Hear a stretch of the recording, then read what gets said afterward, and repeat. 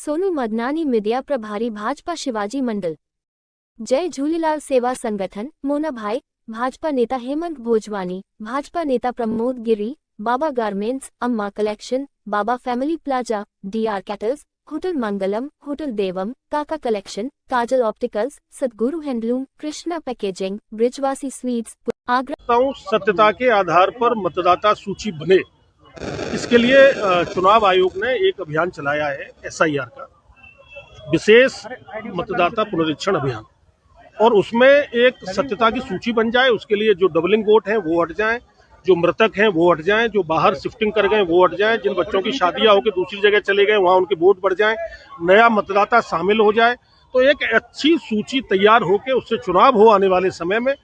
तो मैं समझता हूँ एक अच्छा अभियान है। उत्तर प्रदेश के मुख्यमंत्री आदरणीय योगी आदित्यनाथ जी ने आज बैठक की है संगठन और जनप्रतिनिधियों के साथ, और मुझे लगता है कि इसका एक अच्छा परिणाम आने वाले दिनों में आएगा। पर कोई नाराजगी व्यक्त की एसआईआर को लेकर? नहीं, नाराजगी तो कोई किसी से व्यक्त नहीं की है। एक समीक्षा उनके सामने थी। हर विधानसभा क्षेत्र की सरकार के पास जो सूची स्थिति होती है वो उनके पास थी। तो एक प्रोत्साहन, एक जागृति और एक उत्साह बढ़ाने का काम जनप्रतिनिधियों का किया गया है।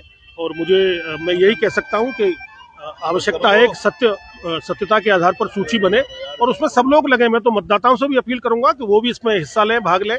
कार्यकर्ता तो ले ही रहे, जनप्रतिनिधि ले ही रहे, मतदाता भी इसमें भाग लें। बांग्लादेशी घुसपैठियों ने जो अभियान चल रहा है, बांग्लादेशी घुसपैठिए चिन्हित होंगे पूरे देश में, एसआईआर के माध्यम से होंगे। इसीलिए विपक्षी दलों को घबराहट होती है कि वो एक वोट बैंक की और तुष्टीकरण की राजनीति करते हैं।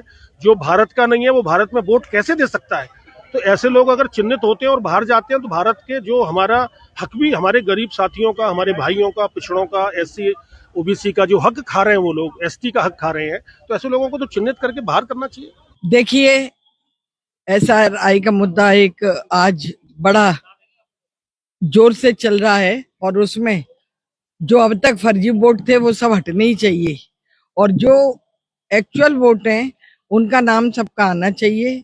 जो कहीं इधर उधर चले गए हैं वो भी हटने चाहिए और जब एक्चुअल वोट आएंगे तो अच्छे प्रत्याशी का चयन भी करेंगे और अच्छी सरकार भी बनाएंगे और देश को भी अच्छा चलाएंगे। आज मंडल स्तर की आज बैठक माननीय हमारे चीफ मिनिस्टर के द्वारा आहुति की गई यहाँ पे, और इसका मेन यही था जो एसआईआर का काम चल रहा है प्लस पार्टी के जो काम चल रहे हैं उनको मजबूती देना, और एसआईआर का जो काम चल रहा है उसमें जिस तरह से जो हमारे वोट नहीं हैं उनको हटाया जाए और जो हमारे नए लोग हैं जो वंचित रह गए हैं जिनका वोट ऐड करना है उनका ऐड किया जाए, इस तरह से डिस्कशन हुआ है।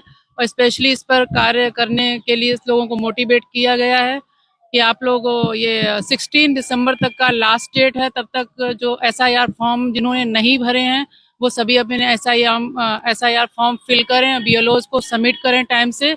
अगर वो ऐसा नहीं करते हैं तो आने वाले समय में मतदान देने से वंचित रह जाएंगे। एक्चुअली कहीं कहीं कुछ विधानसभाएं ऐसी हैं जहाँ पे एसआईआर पे पूरा प्रॉपर काम नहीं हुआ है, लोगों के बीएलओज के द्वारा फॉर्म्स कलेक्शन नहीं हो पाए हैं, तो जो भी है टारगेट है उनको कंप्लीट करें 16 दिसंबर तक।